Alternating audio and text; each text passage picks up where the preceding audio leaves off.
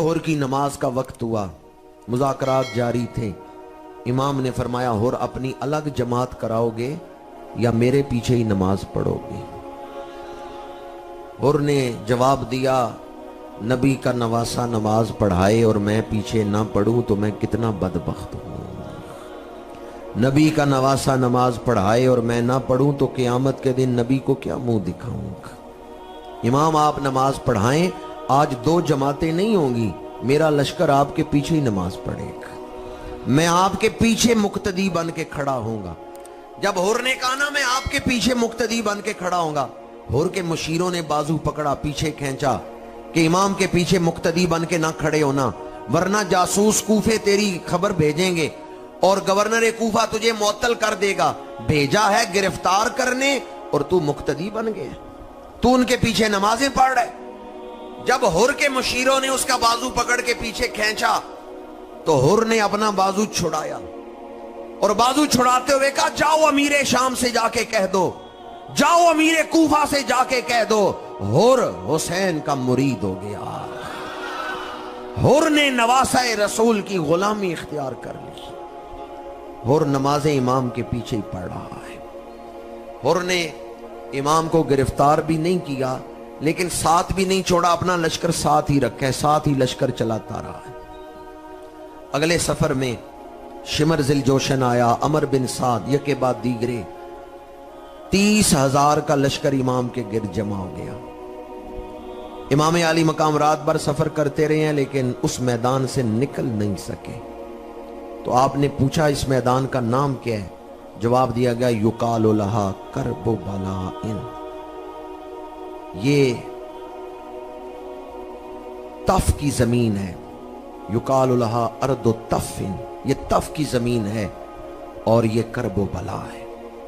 इमाम आली मकाम ने फरमाया, अगर ये करबला है तो फिर हम यहां से निकल नहीं सकते। मदीने वाले कहलाते थे, अब हैं करबला वाले। हजारों में 72 तन थे, तस्लीमो रजा वाले। हकीकत में खुदा इनका था और ये थे खुदा वाले। मदीने वाले कहलाते थे, अब हैं करबला वाले। शिमर आया, अमर बिन साद आया, मुज़ाकरात हुए।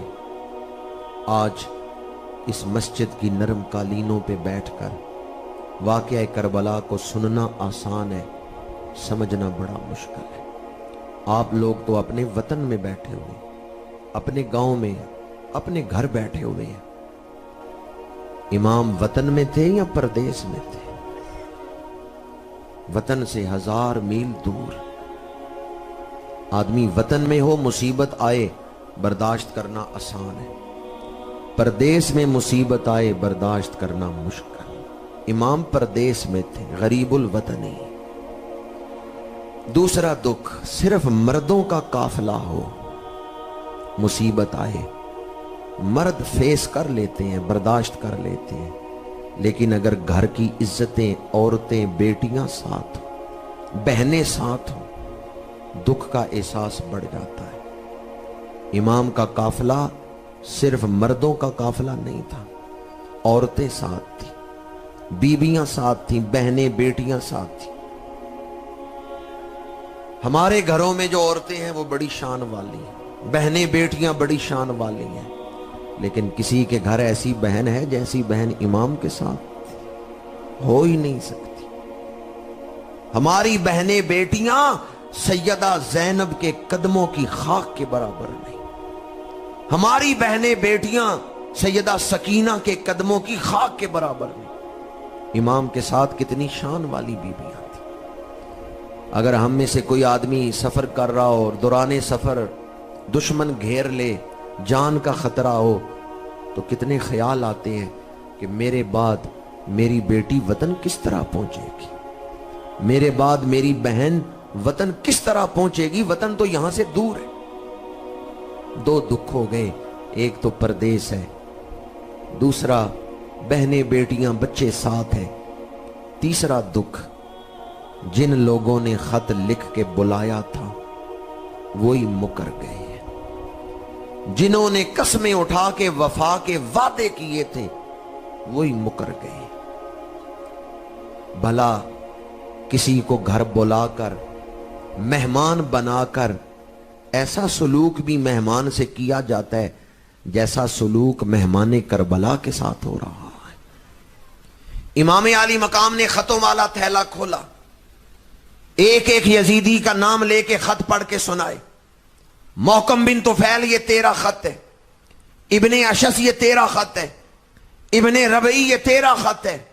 खतों में तो तुम लिखते थे कि हुसैन आए, हम इलाए कलमतुल हक के लिए अपनी जानों के नजराने पेश करेंगे, अपने घर लुटा देंगे, अपनी औलादों की जानें पेश करेंगे, अल्लाह के दीन का परचम बुलंद करेंगे। तुम्हारी कसमों पे एतबार करके जब मैं आ गया हूं तो अब तुम नंगी तलवारें लेके खड़े हो, तुम ही मेरी जान के प्यासे बने हुए हो। उस वक्त बुलाने वालों ने, उन कूफियों ने जो जवाब दिया उसे सुन के तो पत्थरों के सीने फट जाते हैं। उन कूफियों ने कहा, हुसैन हमने आपको बुलाया ही नहीं, हमने आपको खत ही नहीं लिखे, ये खत जो आप दिखा रहे हैं ये झूठे खत हैं, ये खुद लिख के आप हमारी तरफ मंसूब कर रहे हैं, हमने नहीं आपको बुलाया, हमने नहीं खत लिखे। जब उन्होंने झूठ की निस्बत नवासाए रसूल की तरफ की, इमाम आली मकाम तड़प उठे। इमाम आली मकाम ने फरमाया, मैं नवासाए रसूल हूं, मैंने आज तक जिंदगी में एक झूठ भी नहीं बोला। आज इस महफिल पाक में बैठने वालों जरा फैसला तो करो, वो हस्ती जो दुनिया में आकर मां का दूध बाद में पिए, नबी का लुआबे दहन पहले चूसे, वो झूठ कैसे बोल सकते हैं? इमाम आली मकाम की विलादत हुई, दुनिया में तशरीफ लाए, मां का दूध बाद में पिया है, हजूर का लुआबे दहन पहले जुज़्वे बदन बनाया है।